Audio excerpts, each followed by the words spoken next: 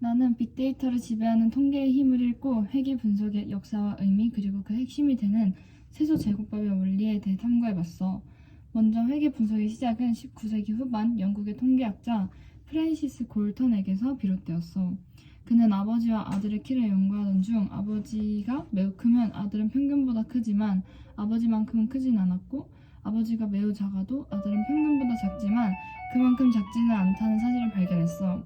즉, 극단적인 값이 평균으로 되돌아가는 경향이 있었던 거지. 그는 이 현상을 평균으로의 획이라고 불렀어. 이후 칼 피어슨과 로널드 피셔가 이 개념을 수학적으로 체계화하면서 오늘날 우리가 사용하는 회계 분석의 형태가 완성되었대. 그렇다면 회계 분석이란 무엇인지 한번 알아봤는데 회계 분석은 하나의 변수가 다른 변수에 의해 어떻게 변하는지를 분석하는 통계적 방법이야. 예를 들어서 공부 시간과 시험 점수의 관계를 조사한다고 해보자. 공부 시간 X가 늘어나면 점수 Y가 어떻게 변하는지를 찾아내는 거야. 이 관계를 수학적으로 표현하면 다음과 같아. 바로 Y는 A 더하기 BX 플러스 2.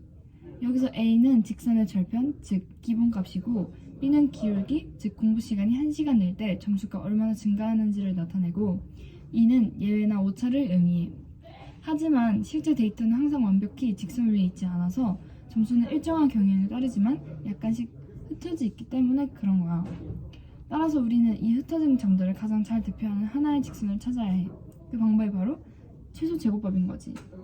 이제 최소 제곱법의 원리를 조금 더 깊이 살펴보자면 데이터가 여러 쌍으로 주어졌다고 할 때 우리는 y는 a 플러스 bx가 이 점들을 얼마나 잘 표현하는지를 평가해야 하는 거야. 이를 위해 각 데이터 점에서 직선까지의 세로 거리, 즉 오차를 계산해. 각 오차는 y-a-bx로 나타나. 하지만 오차에는 양수와 음수가 섞여있기 때문에 단순히 더하면 상쇄되어 버리지. 그래서 우리는 오차를 제곱한 뒤 모두 더한 값, 즉 오차 제곱법 합을 사용해. 이 수식을 가능하게 한 작게 만드는 a와 b의 값을 찾는 것인데 이것이 바로 최소 제곱법의 핵심 아이디어야.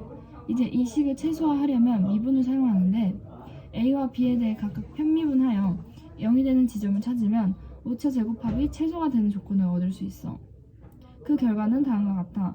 b는 시그마 xi 빼기 x바의 제곱. 즉 기울기 b는 x와 y의 공분산을 x의 분산으로 나눈 값. 절편 a는 평균값을 대입해 구한 상수야.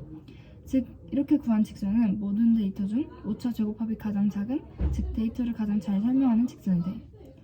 결국 최소 제곱법은 단순히 직선을 그리는 기술이 아니라 데이터의 흩어짐 속에서 가장 균형 잡힌 중심 경향을 찾아내는 수학적 원리야. 이 원리는 오늘날 단순 회계뿐만 아니라 다중회계, 통계적 예측, 머신러닝의 선형 모형까지 거의 모든 데이터 분석에 기초가 돼. 정리하자면 회계 분석은 골턴의 생물학적 관찰에서 출발해 피어슨과 피셔의 통계학적 수식화를 거쳐 현대 데이터 과학의 핵심 도구로 발전했어. 그리고 그 중심에는 오차 제곱의 합을 최소화한다는 단순하지만 강력한 수학적 아이디어, 즉 최소 제곱법의 원리가 자리하고 있는 거야. 나는 이 책을 읽고 좀 다른 방식으로 접근을 해보았어. 나는 통계가 단순히 그런 숫자의 학문이 아니라 모든 분야에 연결하는 사고의 언어라고 생각을 해가지고 여러 분야에서 통계가 사용되는 것을 찾아보았어. 먼저 경제 뉴스에서 물가 상승률 3%, 실업률 4% 같은 수치를 볼 때 우리는 숫자 그 자체만 기억하기 쉬워. 근데 이 책에서는 통계는 세상을 단순히 보는 눈이 아니라 왜 그런 현상이 일어나는지를 파악하게 해주는 힘이다 라고 말했어. 그래서 통계는 경제 정책을 세우는 기준이자 사회 변화의 지도와도 같아. 예를 들어 정부가 복지 정책을 설계할 때 단순히 평균 소득만 본다면 진짜 빈곤층을 놓칠 수가 있어. 하지만 표준 편차나 분포의 외도 같은 통계적 도구를 사용하면 불평등의 구조적 문제를 훨씬 명확하게 볼 수 있어. 이렇게 통계는 그냥 단순한 수학이 아니야. 또한 나는 심리학과 미디어 속에서의 통계도 발견했어. 심리학 연구에서도 통계는 인간의 행동을 해석하는 필수 열쇠야. 예를 들어 플라시보 효과나 확증 편향을 검증할 때 통계는 우리가 착각하는 진실을 걸러내는 필터 역할을 해. 또한 미디어 분야에서는 조회수나 좋아요 수 같은 지표가 인간의 감정과 소비 심리를 어떻게 조작하는지를 분석하는 데 사용돼. 즉, 통계는 단지 숫자의 나열이 아니라 인간 심리의 패턴을 읽어내는 렌즈이기도 해. 그리고 과학과 데이터의 연결도 있었어.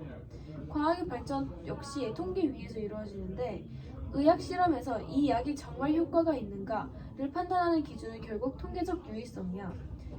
이 책에서는 통계는 불확실한 세계를 이해하는 유일한 언어라고 말하는데 이는 인공지능, 기후과학, 생명공학 등에서도 마찬가지야. AI가 빅데이터를 학습하는 방식은 결국 통계와 확률의 반복이며 인간이 만든 가장 정교한 통계의 응용이라고 할 수 있어. 마지막으로 통계와 윤리 그리고 통계는 윤리 쪽에서도 모든 데이터 분석에는 윤리적 한계가 있다는 것도 함께 알았어. 잘못된 표본이나 왜곡된 통계는 사람들의 인식과 정책을 조작할 수 있어. 나는 이 책을 읽으면서 통계가 그냥 단지 수학적 계산이 아니라 세상을 뭔가 합리적으로 이해하고 좀 더 나은 결정을 내리는 도구임을 느꼈어. 미디어를 공부하고 글로벌 커뮤니케이션을 꿈꾸는 나에게는 통계적 사고는 그냥 사람들의 마음을 수치로 읽는 언어인 것 같아. 그렇구나. 우리 모두 책을 읽고 다 각자 열심히 참고를 했다. 수고했어.